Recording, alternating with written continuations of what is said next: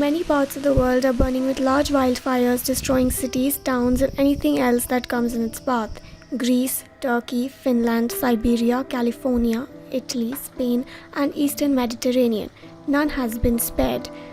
As smoke spreads and covers vast regions, thousands have been forced to flee their homes. In Greece, 3 large wildfires continue to rip through the island for the 6th day in a row as a result of the worst heat wave in over 3 decades.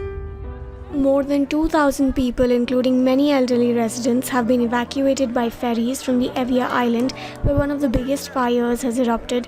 Visuals of skies turning red leaves you wondering of a descending apocalypse. California and Turkey are also witnessing some of the worst wildfires in history. For the past 10 days, Turkey is trying to control fires that have been described as the worst in decades, claiming the lives of at least 8 people. What has even been more concerning to scientists is wildfires in Siberia, which would normally be too wet or frozen to burn. Officials said that this is one of Siberia's driest summers in 150 years, with record hot temperatures over the past few years that has resulted in further dried out forests. The world has been witnessing a pattern of rising extreme events. Wildfires are triggered by severe drought and heat waves, all of which is being repeatedly and frequently linked to climate change. More fires mean more carbon dioxide in the atmosphere, which means more wildfires.